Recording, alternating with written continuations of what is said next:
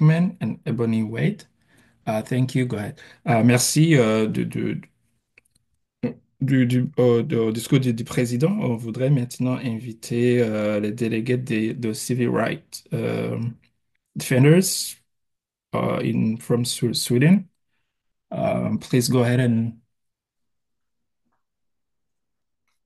Hmm, oui, merci beaucoup pour la parole, et pour l'introduction. Euh, Moi, je m'appelle Mikael Eckman. Je suis ici avec mon collègue Ebony Wade. Nous sommes des avocats internationaux ici en Suède. Nous allons faire une présentation euh, sur le système ici sur les crimes internationaux. On va parler en anglais, euh, et- mais s'il y a quelques questions, peut-être après notre présentation, euh, nous pouvons répondre à deux ou trois questions s'il y a du temps pour ça.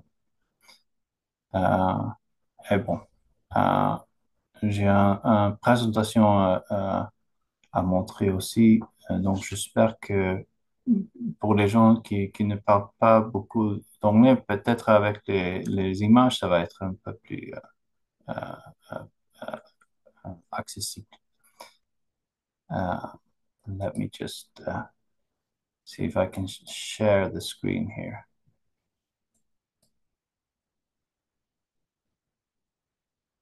Euh, et voilà. Est-ce que vous voyez la présentation? Oui, très bien, merci. Okay. Uh, Thank you. And Ebony, are you there with me as well? Yes, oui, je suis là. Okay, excellent. Um, okay, thank you very much for the introduction and for inviting us to speak here today. Um, and indeed, I would like uh, to echo what Emmanuel said in his introduction. It is a testament to the hard work and the patience and the dedication of you, of the victims, of the community, that there is, well, that this has been brought also to our attention, and that there is, even after so many years, still uh, a concerted effort to bring to light the crimes that have happened and to pursue justice. Uh, and um, yeah, I would like to express our profound sympathy and also outrage at what happened in 1993 and the injustice that persists. Um, I wanted to do a presentation today on to pick up where the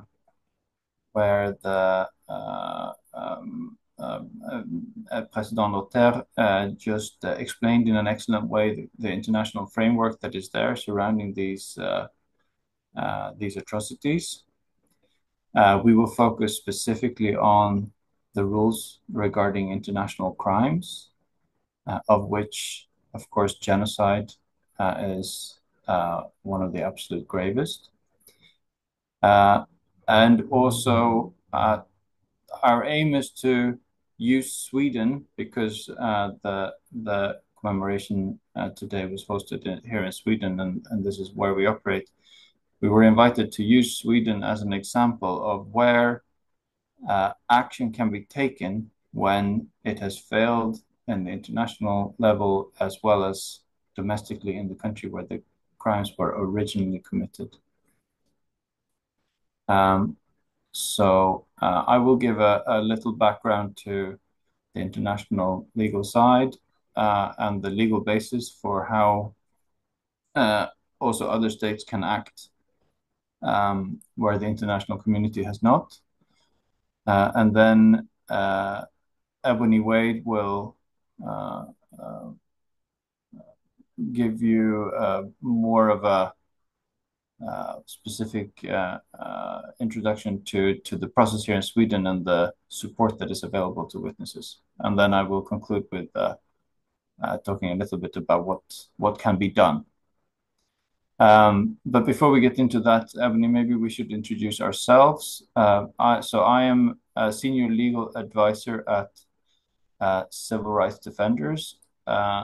I have a background in international criminal law and international human rights law.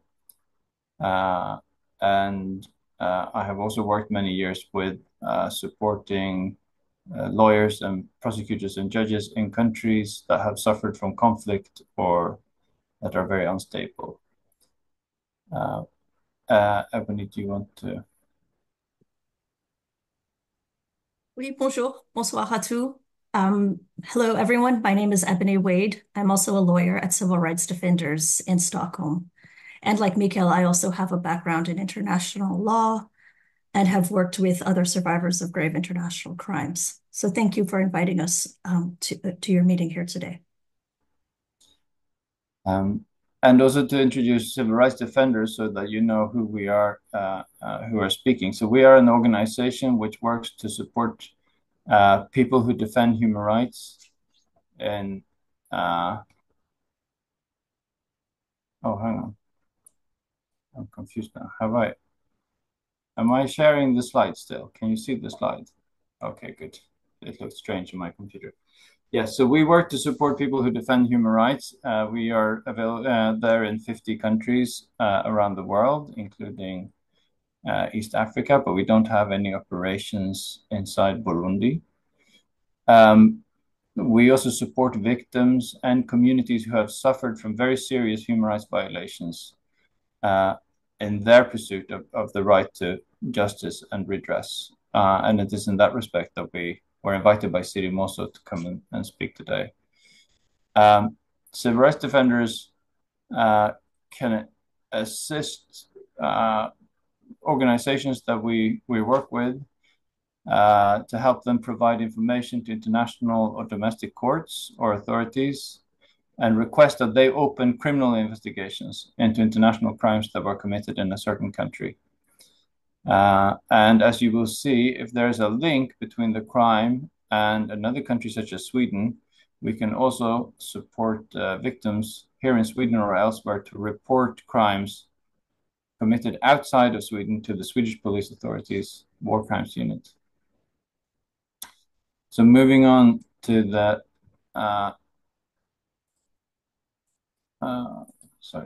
international legal backdrop. So international crimes are essentially the most grave crimes which are the concern of all humanity. And these are often the three most notorious ones are war crimes, crimes against humanity, and genocide. These crimes are the responsibility of every state on earth. Every state has to provide justice for any such crimes.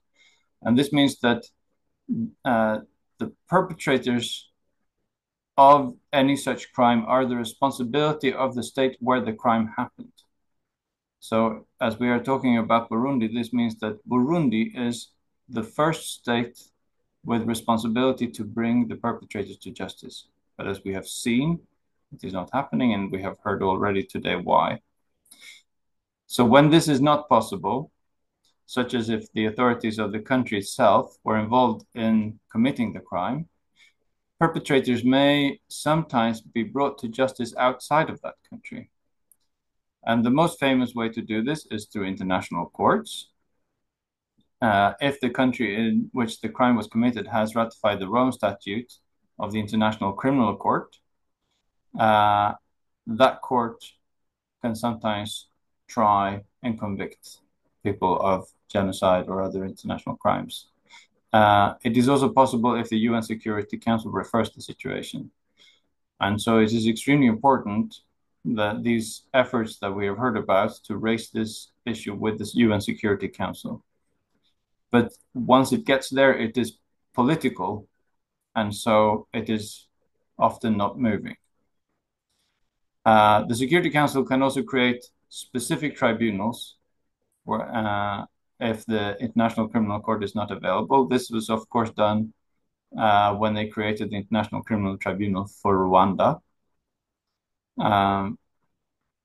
Unfortunately, at that time, the events the year before in Burundi were left outside of the jurisdiction of the tribunal, and so were never covered by that tribunal.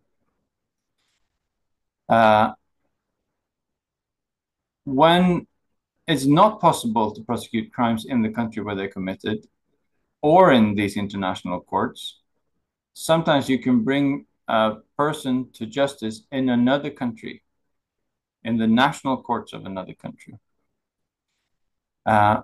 For example, it is possible to report an international crime to the Swedish police because Swedish courts have so-called universal jurisdiction over grave international crimes like genocide, crimes against humanity, and war crimes. So that means that the Swedish authorities could investigate, prosecute, and sentence persons suspected of international crimes, even if they were not committed in Sweden. And even if the person committed it and the victim, if none of them were Swedish, it is still possible to do it in a Swedish court. And this applies also to all other countries. They are allowed to do this under international law, but it is very different between different countries how they choose to do it in their own country. And so we have seen examples where countries around the world use this power. We have an example where Argentina at the moment is using this to try crimes being committed in Burma, in Myanmar, on the other side of the world. We have examples where civil rights defenders and other organizations have worked with Syrian victims of crimes to bring Syrian criminals to justice in European courts in Sweden and in Germany, for example. And in Sweden, we have had trials against GENOCIDE from Rwanda.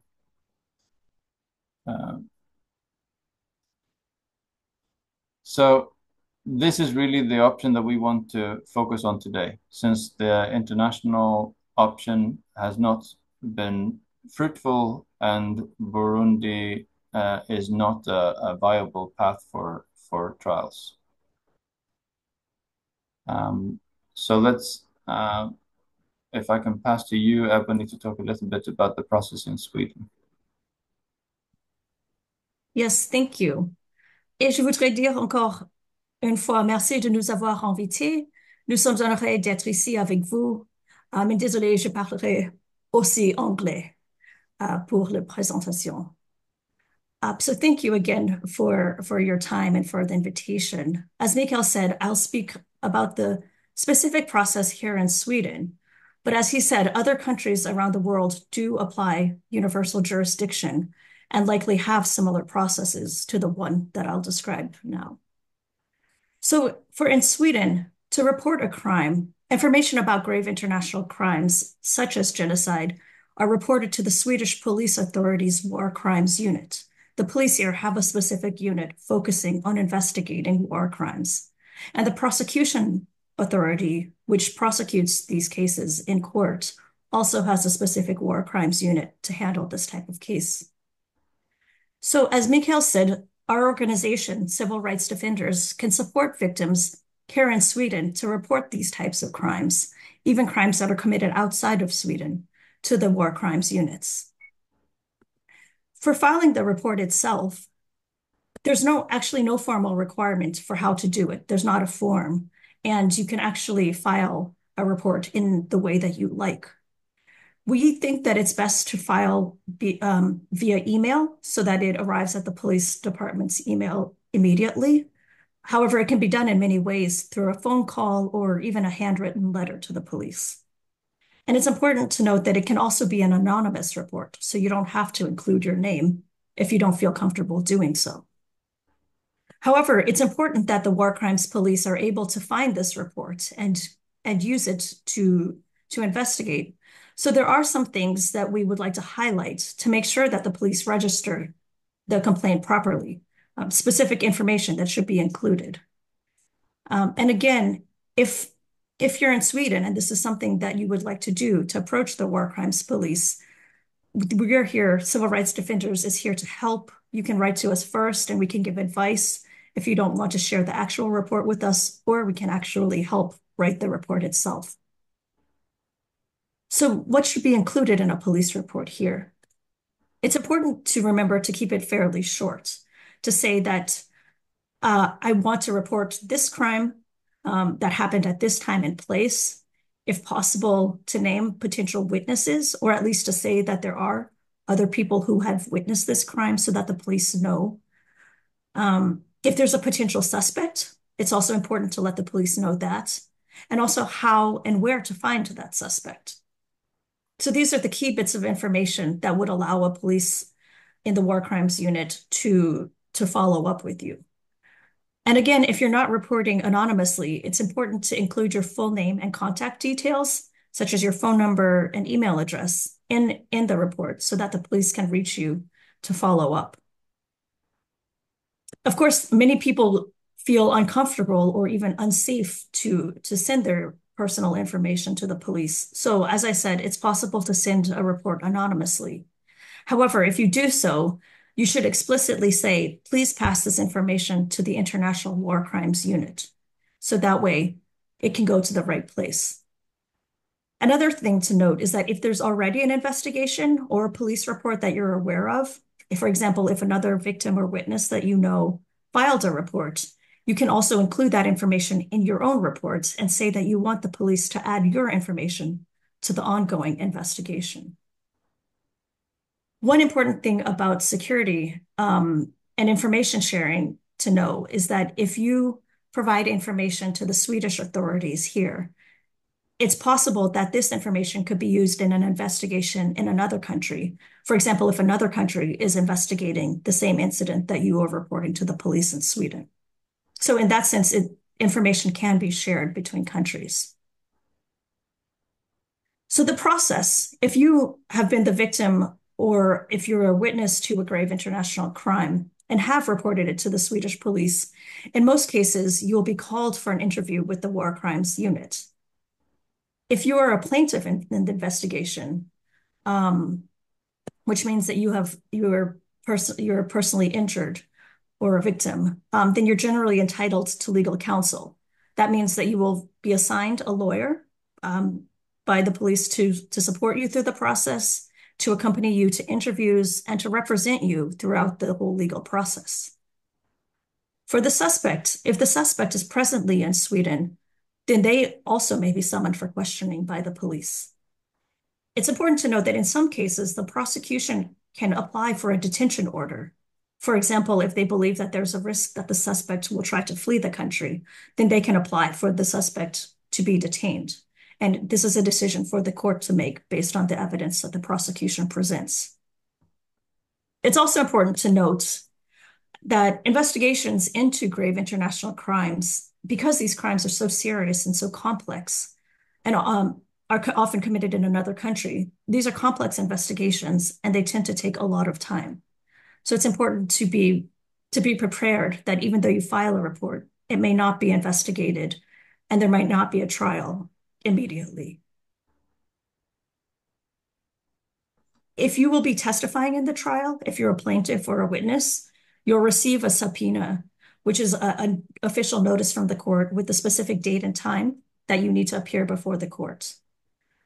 Plaintiffs are not allowed to be in the courts. Plaintiffs and witnesses are not allowed to go into the courtroom to listen to the trial until it's your turn to testify. And this is to ensure that you're able to tell your own story without being influenced, for example, by things that have previously been said in the courtroom. And also, if you've incurred costs to participate in the trial, for example, if you've traveled to Stockholm to participate in a trial, or to whatever city the trial is held in, you may be able to receive reimbursement for those costs. As a plaintiff, you do not have to participate in the whole trial. These trials can be lengthy, as I said, but you do need to be present in the court on occasions that you are being questioned. And again, the prosecution and the police will provide this information to you well in advance, so you know exactly when you should be there. And so during the trial itself, both sides are heard in court, both the prosecution and the defense. Victims, witnesses, and the defendant, the suspect, have the right to testify. After both parties have presented their cases, then it's time for the court to deliberate and to make a decision. Sometimes this can happen right away, but usually, especially in complicated cases, such as grave international crimes, the court usually needs more time to deliberate. And in such cases, the court will announce a date by which it expects to deliver the verdict. For suspects that are not in Sweden, this process will probably look a bit different. If you're a witness or the victim of a grave international crime and you've reported it to the police, you may still be called for an interview because the investigation will still continue. In some cases, and especially in very serious cases, where there's a sentence of imprisonment for over a year, or a risk that the suspect will try to flee, then the prosecution again may file an application to have the suspect detained. And if the prosecution does do this, then they can issue a European arrest warrant. And that means that there's an alert within the European Information System and Interpol, which means that European authorities are also aware of this arrest warrant. Then if the suspect is arrested in another country, the Swedish authorities can then request that the suspect be extradited or be legally sent to Sweden to stand trial here. Sorry, could we go to the next slide, please? Thank you. And then it's important to note that you are victims and witnesses who report grave international crimes to the Swedish police do have certain rights that it's important to be aware of. So one thing that it's important that we'd like to mention is that you can request, so an investigator will contact you to follow up on your report. And you are welcome to request that the investigator has a certain gender. So for example, if you prefer to speak to a female investigator, then the Swedish police welcome that. They want to provide someone that you feel comfortable talking to about very sensitive issues. So that's something that they usually are happy to accommodate. And it's also important to note that investigators here in Sweden do try very hard to accommodate the needs of victims and witnesses. They'll agree to having breaks, for example, a break if you need time to recompose yourself, or even if it's just a long day. And they'll also usually be able to come to you if you live in a different part of the country. So even if you don't live in Stockholm or a big city, then they will try to come to wherever you are in order to interview you.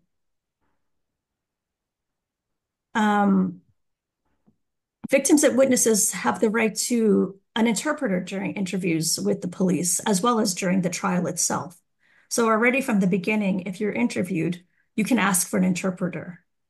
And in some cases, you also have the right to have legal documents translated into a language that you understand. And here, there's a specific thing. It's important that victims and witnesses feel comfortable enough to trust the authorities to reach out to them. So for example, if you feel that the interpreter, especially in communities where there are not many people who speak a certain language, if you feel that an interpreter comes from a community that you have reason to fear, it's important that you say that to the investigator so that they can try to find another interpreter from a community or from a background that you feel more comfortable speaking with. You also have the right to information. Victims of crime have a right to information about if the preliminary investigation if it has been closed, if an indictment has been filed in a case, or if the suspect has been released or is no longer in custody. Victims also have the right to bring a support person to police interviews and to the trial. It's important to note here that civil rights defenders, as an organization, cannot accompany victims to police interviews. But it's certainly appropriate to ask to bring someone like a spouse or a close friend or other family members for support during this process. And again, as I said before, victims of grave international crimes are usually entitled to a legal counsel. So the court will appoint a lawyer for plaintiffs. Security and threats are always a big concern, especially for victims or witnesses to grave international crimes. During the trial itself, if a victim or a witness is afraid to be in the same room as the defendant when testifying, it's possible that the court could have the defendant placed in a different room. It's still able to follow the trial, but so that the victim or witness doesn't have to sit in the same room as the suspect. Before the trial or during the trial, a victim or a witness who has experienced harassment or has received threats can sometimes be entitled to certain protective measures from the police. But it's important that the person reports these threats or the crimes and asks the police for assistance. They're used to these types of requests, and they can refer you to the police authority's personal protection unit, which then evaluates the situation and assesses the risks. And depending on how serious the threats are, the police can take certain measures. For example, a restraining order or ensuring that you have access to an emergency telephone or an alarm system, and also ensuring that you feel safe and secure in your own contact with the police. I think those are the main points that I wanted to cover. Mikael will talk more specifically about transparency, which is also a concern, a safety concern for many victims and witnesses when reporting, to understand what types of information may be shared, both within Sweden publicly and with other authorities in other countries. So I'll let Mikael discuss that.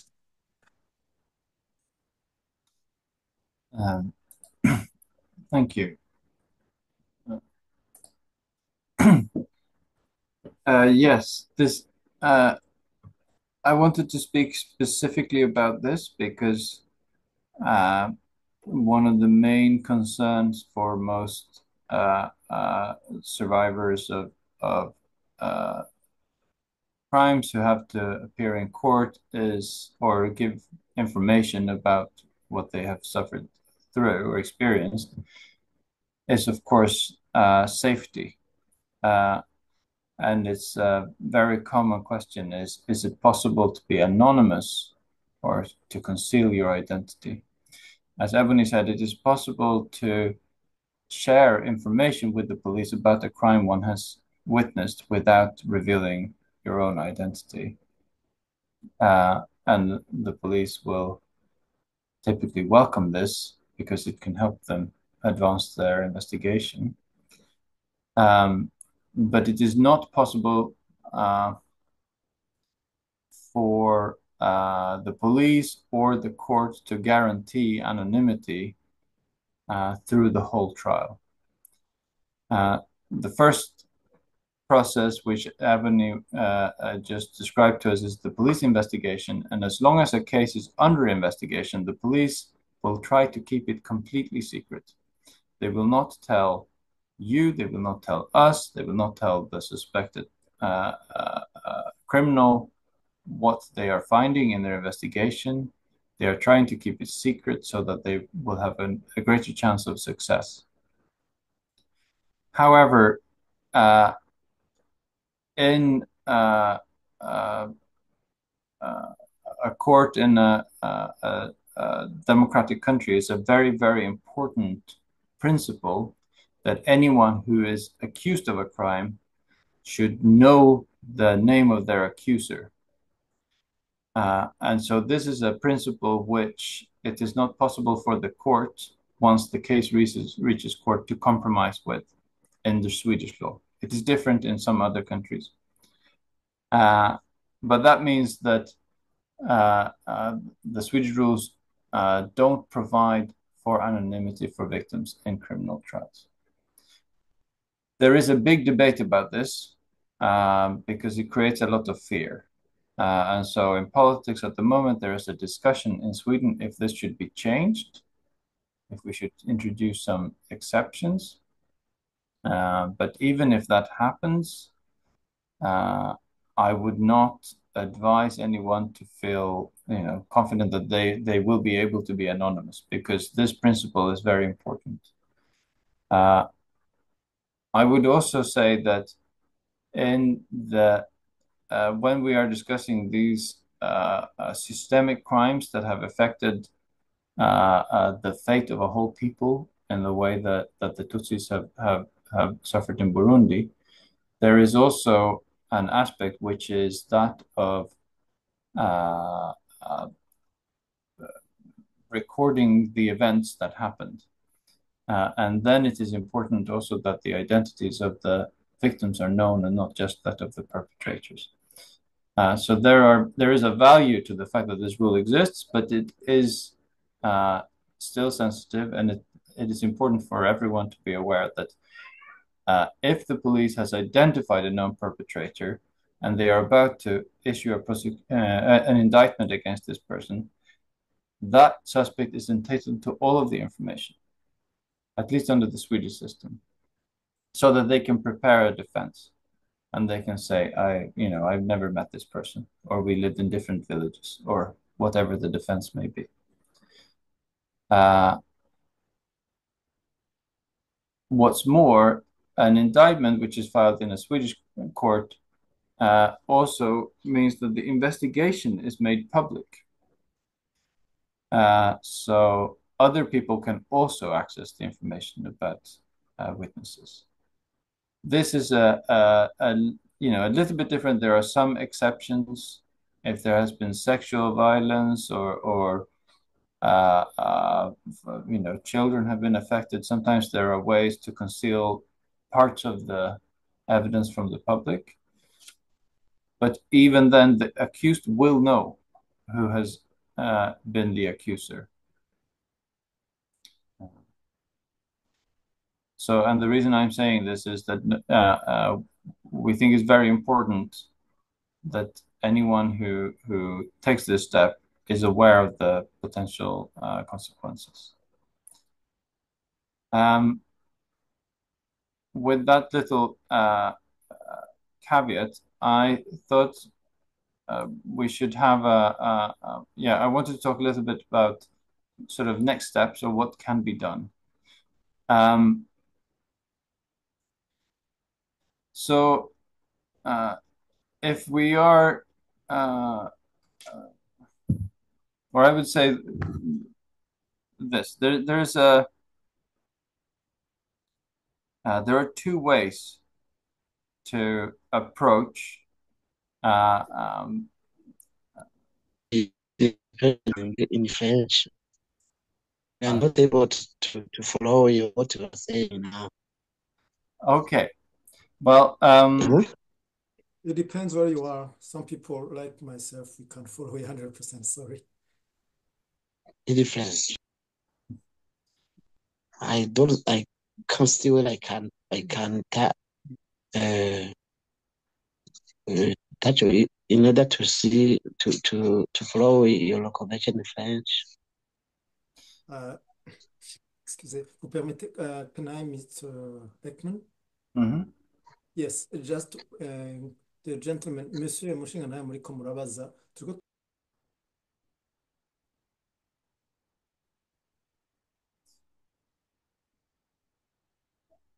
Emmanuel, you're Oui. I don't know. je m'excuse. Et nous avons besoin d'une interprétation en français parce qu'on n'est pas fort en anglais. Merci bien. C'est ce que je disais, sauf que je l'ai dit alors que le micro était fermé. Je disais, je vous priais de ne pas interrompre le présentateur. À la fin, on va donner un résumé en français, en kirundi, mais surtout, on est tenté de donner une transcription plus ou moins, en résumé de ce qui est tenté d'être dit. Veuillez regarder dans le chat. N'interrompez plus le présentateur. Ok, merci beaucoup. Je comprends.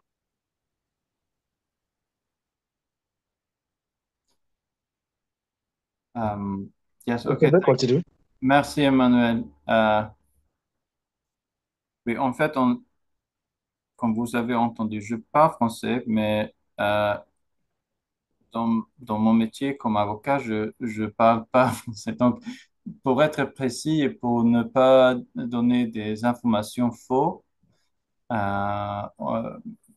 avons fait la présentation en anglais. Je comprends maintenant que ça, c'est un problème pour quelques-uns de vous, comme Emmanuel nous conduit à le dire. On va essayer à vous donner une traduction après.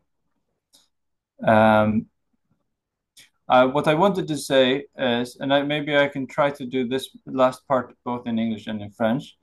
I wanted to say that if it seems a bit abstract and remote to talk about a small country in the north of Europe like Sweden, when the crime has happened in Burundi, as I tried to show in the initial part of the presentation, I think that we arrive here as one of the avenues available to use after the situation in Burundi does not allow a legal recourse for justice, and the international community has failed. As people in the pursuit of justice, we think it's worth exploring what tools are there that are available. And one of those tools could be to turn it into an advantage that so many in your community have been spread to other countries. Because it means that what happened in Burundi is also a concern for other countries. And so we are using the case of Sweden as an example to say, if you are both Tutsi and from Burundi, but also now Swedish, after living here for so long, you have rights in Sweden. You can turn to the Swedish police and ask them to investigate a crime that happened to you. And even if you are in another country, Sweden as a country in the world shares the responsibility to stop all genocide, and so should be open to listen to testimony. And the same would apply to any other country, France or Belgium, Germany. I mentioned Argentina before. Many countries use this right and this duty. And so I would say there are two ways that you can approach it if you want to achieve a legal case. One is that you select one of the crimes that happened, one of the specific events that is a criminal act, and you build a case around that. We say this is the evidence available, and we present that to the authorities. I grew up here. I was living there until October 1993 when this happened to me. This is something that is possible to prove, and we want the police to investigate. There is a problem with that approach, which is if the suspected criminal is outside Sweden, Sweden will not send its military to try to retrieve them from other countries. And so it can allow you to get a criminal investigation. In some countries, it can even allow you to get a court case, probably not in Sweden, but maybe in some other countries, where they can try the case even though the suspect is absent. But you will not find the suspect and put them in prison as a convicted criminal if they are not in the country where the prison is. So the alternative approach is to find, whenever criminals leave the country and go to a country, maybe in Europe, where there is possible to get an arrest warrant, or to one of the other countries that have an interest like this, then you build a case again around that person. Say, this person, there is there is a criminal in this country. We want the police to arrest him because we think he has done this. So both involve preparing, either around the crime or again around the suspected criminal, and saying this, we can prove that this person committed these crimes. An example of the second situation happened in relation to a man from the country of Iran by the name of Hamid Nouri, who had been involved in, he had been running a prison during a conflict between Iraq and Iran, and he tortured and executed many people, which was an international crime.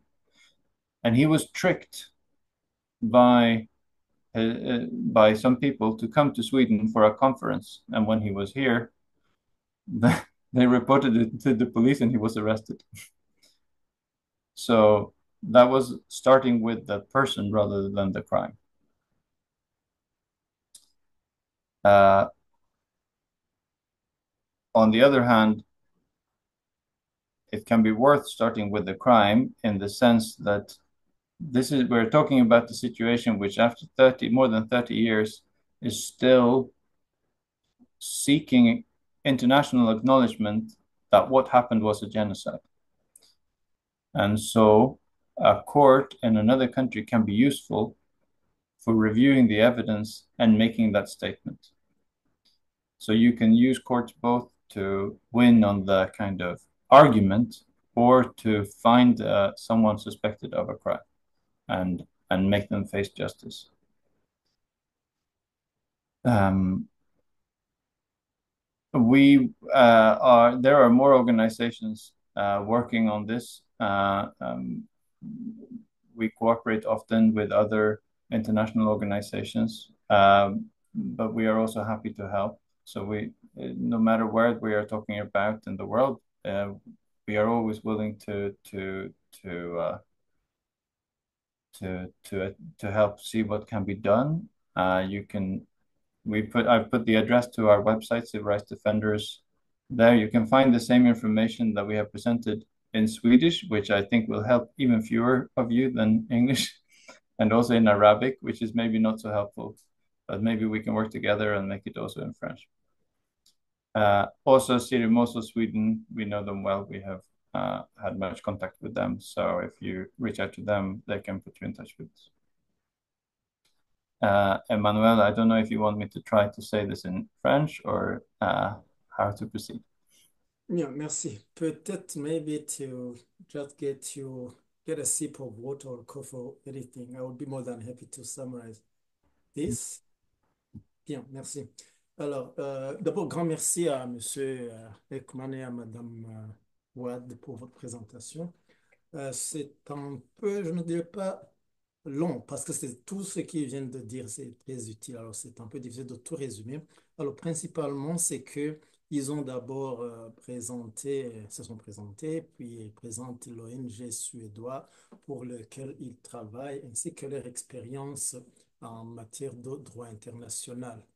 Et puis, après avoir présenté et rappelé, informé l'assistance que la, la loi suédoise, dans la loi suédoise, il est prévu des poursuites, elle prévoit la poursuite de crimes de droit international, notamment le génocide, qui ont été perpétrés à l'extérieur de la Suède.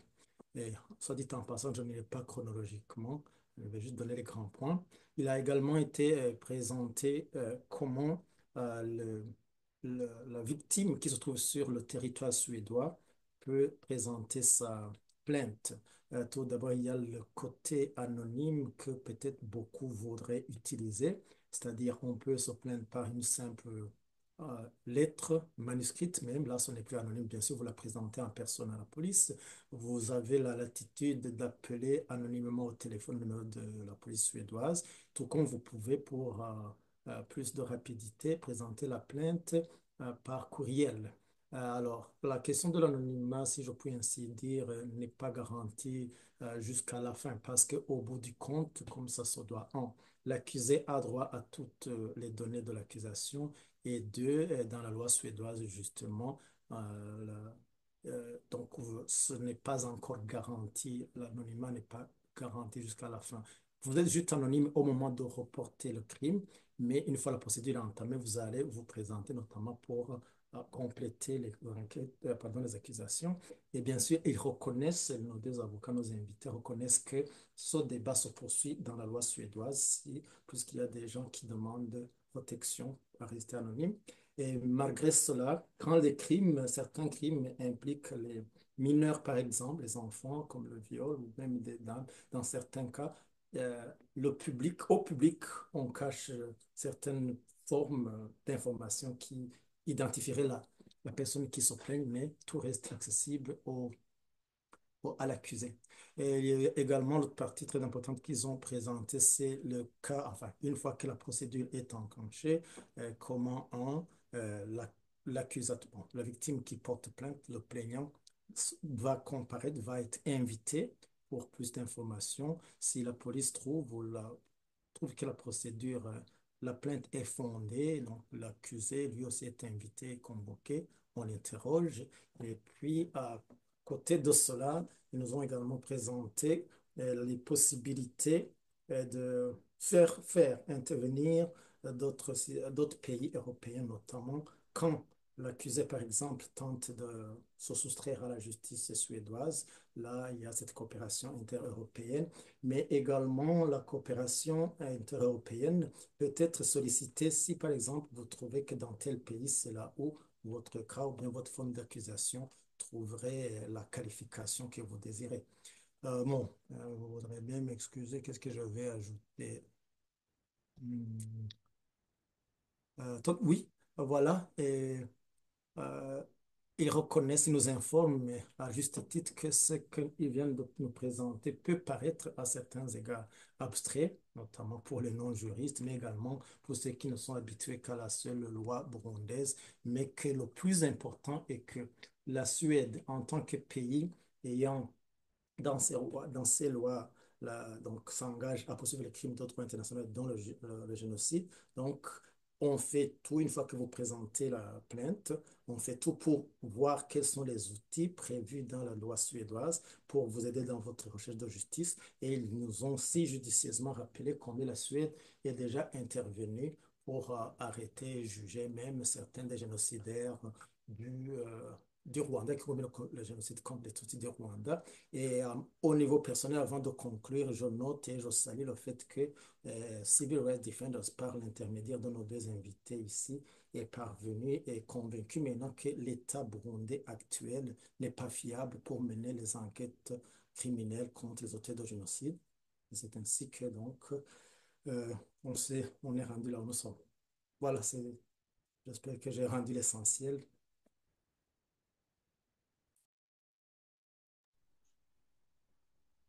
Merci beaucoup. May I ask a question, Iman, to Mr. Michael Eckman? Sure. Moderator is Remy. Please address Remy. Oh, all right. So, do you hear me, Michael? I hear you well, thank you. That's great. So, if I may understand, do you, in accordance with the Swedish law, do you accept complaints coming from outsiders from Swedish? Like, if, for example, a person who have lived this nightmare of a victim of genocide, of crimes against humanity, let's say, for example, in Eastern Congo, that's an example.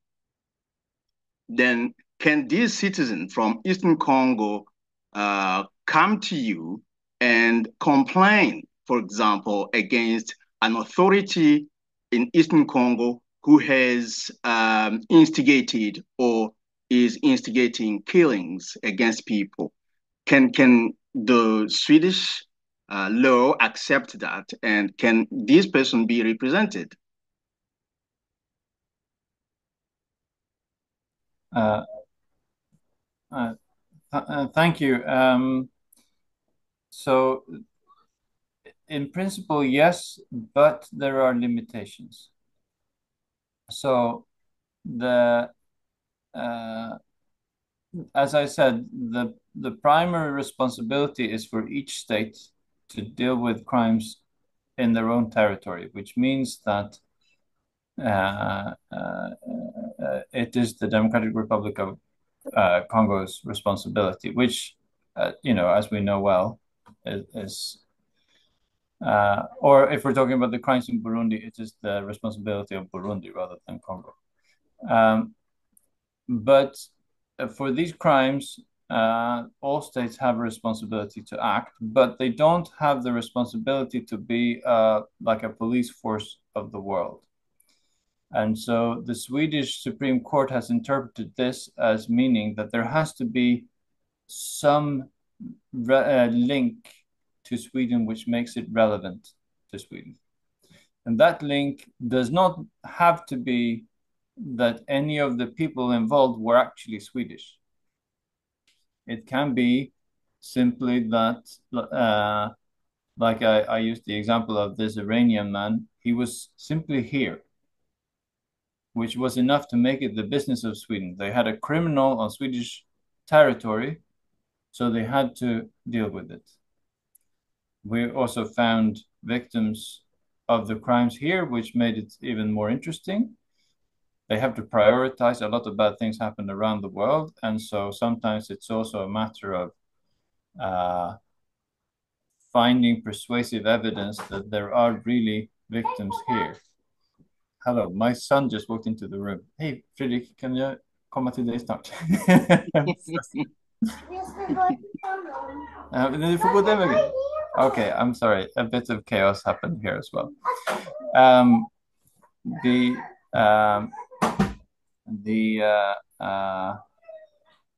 The link can be quite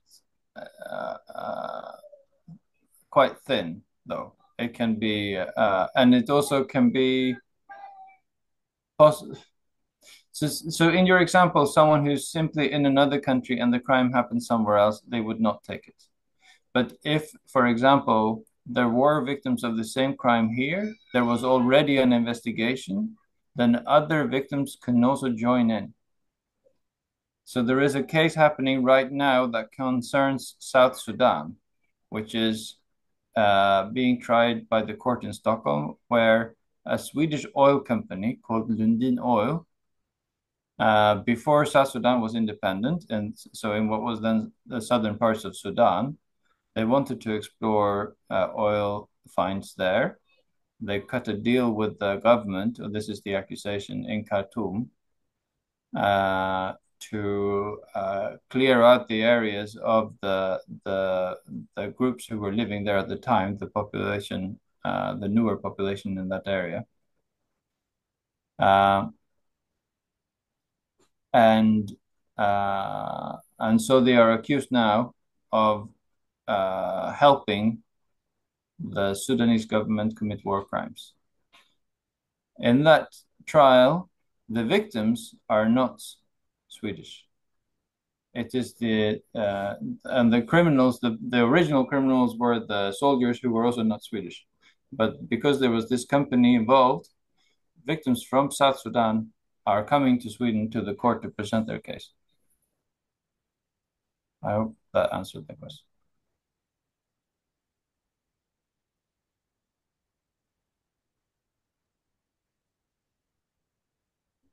I think we can take some other question. I'm conscious I'm not keeping track really of the time. So Remy, I think yeah, we have to 12. We still have probably 15 minutes for questions.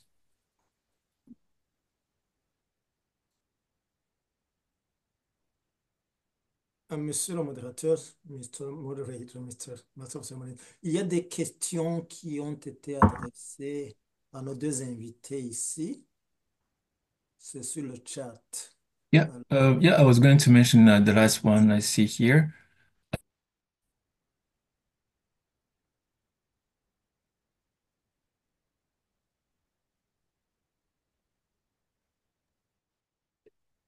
Okay, so if I understand the question is if there are mechanisms in place so that the to interview suspected perpetrators who are still in Burundi. Correct. Yeah. Yes, thank you. So that's I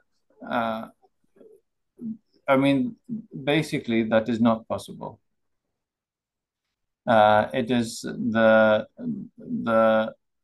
weakness of international law from this perspective is that it is a law that is created by sovereign states for sovereign states, and the sovereign state of Burundi does not want an investigation there, which means that it's not possible for Sweden or any other country to send police officers in there because it would be seen as a violation of the state of Burundi.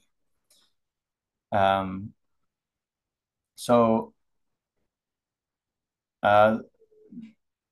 that's why I keep going back to the fact that Burundi has the first responsibility. And the harsh reality is that this means that full justice and full redress for the victims is essentially not possible without the help of the state of Burundi, because so many people are affected. It needs to be treated as a national concern, and it is not being. So it's almost like an additional crime happening that is not taking place. And so my presentation is grounded in that awareness that is really what should be happening. So as a lawyer, I'm trying to help find paths to start affecting that. If we can have maybe an issue of a warrant where the police says, we want to speak to this suspect. Burundi will not agree, but all other European countries and some other countries might agree, and then it becomes impossible for that person to travel to those countries. It is a small step, but at least you can't go shopping in Paris anymore. You know, it's the reality that's how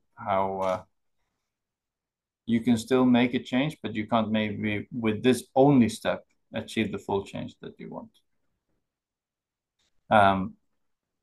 But I would add that many small steps like that can start creating real pressure, and that it is very important to also have a conversation about what we want to achieve in the circumstances that we are in, which is really something for you and your community to lead that discussion. What is the priority? We could start pushing for international action by getting some national court somewhere to maybe recognize that it was a genocide. Or we could focus on the fact that they were also lots of murders, and we want the people who committed them convicted of a crime, any crime, to face justice. Can we get a murder conviction somewhere? Can we get a court to put some of these people in prison? Then we have to focus on the ones who are outside Burundi. We do have another question where since what you just mentioned, the responsibilities are with the government of Burundi, and then we know they won't do it. The victims, do they have other venues, other mechanisms they can use to prosecute those who committed these crimes in Burundi?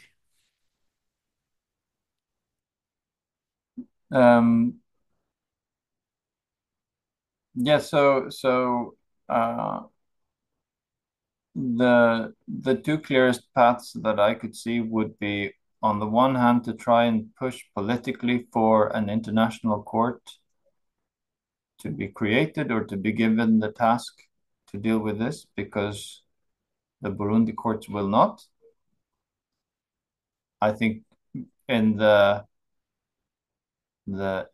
global politics, the way they look like right now, all of those efforts seem to not move anywhere. The United Nations is not an organization that's able to take that step. But on the other hand, in courts in all these other countries, a lot of things are happening. So it could be possible to build a strategy maybe around the exiled communities using the courts in the countries where they are to see which country has a police. And so not just Sweden, but like which country is there a police that is willing to investigate these crimes? And if you can start getting some court cases that say that this was a genocide, then maybe you can change the political situation and the political pressure. I think that is a possibility. It's also a possibility to start having the witness testimonies recorded by courts now, because the time is passing and people are aging. And so there is a sense of urgency for justice. That means that if we can create a record like that, we can use it also to push for the next step. But in the immediate situation, there is no court available to provide that justice. I can give one example, perhaps, where exactly. So this is basically the avenue that I can see to use these universal jurisdiction possibilities in national courts in other countries. It has been done in relation to Syria, like I mentioned. Also, when the suspected criminal is in Syria and part of the al-Assad government and the regime. In Germany, they got the courts to issue an arrest warrant for the head of the military intelligence service of the Air Force for crimes committed against civilians. This did not mean that that man then agreed to leave Syria and come to sit in prison in Germany. But what it did, what I think it has done is it has made it impossible for the European countries to somehow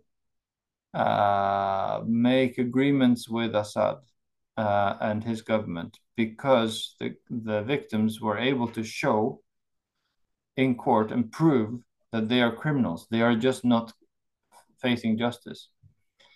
So it changed, basically, it changed how even presidents and prime ministers in Europe had to relate to that country, because these court cases took place. But as you know, it hasn't changed the outcome on the ground in Syria.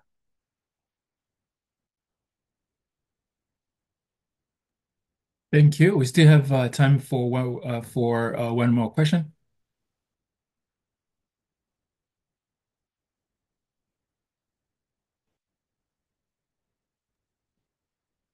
If there isn't, maybe I can put one.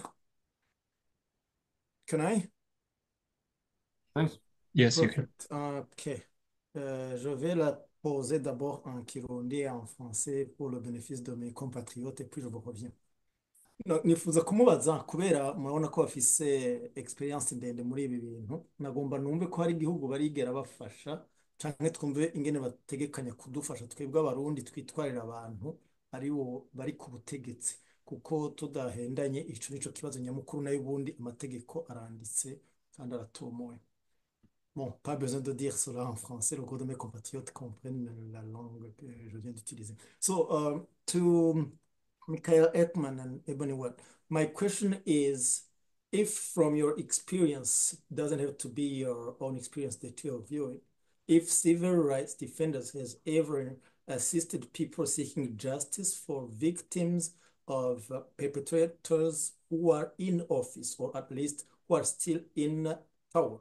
as is the case in Burundi. What I shared with my fellow countrymen is that everybody knows that international laws, international criminal law, and all of that is clear. But as far as Burundian victims of the Tutsi genocide are concerned, the key concern, the biggest challenge is that the perpetrators are not only powerful, but also are in office.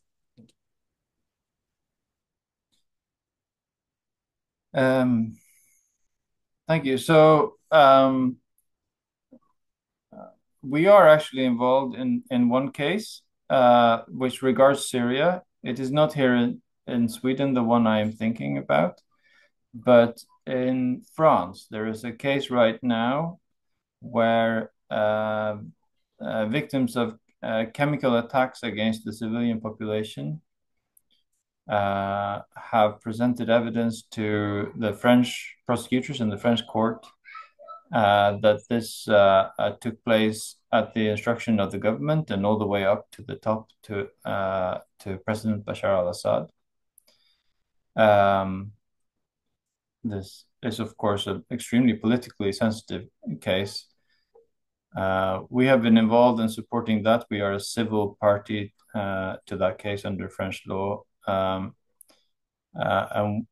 the French court actually issued an arrest warrant for the president, which has not happened before because presidents have immunity. But the court argued that because of the nature of the acts and the fact that essentially this is not acting in accordance with you know, how a president can be expected to act and use that office, that indeed it should be possible to issue an arrest warrant in spite of that immunity. So this is an attempt to make this argument. If it works, it would be the first time. It has the court approved it, but it has been appealed, and so it will be determined by the Supreme Court in France. So this is certainly something that is interesting to explore. We don't put ourselves out in front of this case because we are doing it together with some Syrian groups and some Syrian lawyers who are leading that work, but we have supported from our end here in Sweden. It's a joint effort from many people around different parts of the world. And so you know, we don't I don't want to take too much credit, but we are involved in it and we have supported this effort from the start. And it is going to be a very, very important decision by the Supreme Court when it comes. In any case, the senior generals, that arrest warrant is out there and that trial will proceed. What is really uncertain, but what we are hoping for is that it would show that even a president could be held accountable. In the past, it has happened that presidents have been tried by international courts, like President Charles Taylor of Liberia, who was tried by the Special Court for Sierra Leone. But in a national court, to break through the immunity and request the arrest of a president like this, it's being tried in France right now.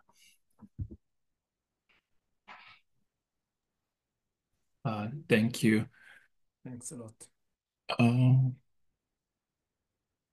Okay, so the time we have for questions has ended. So we want to thank you so much, Michael, and Ebony for your expertise. So we'd like to invite our next speaker, Rafael Manirakiza. Turashaka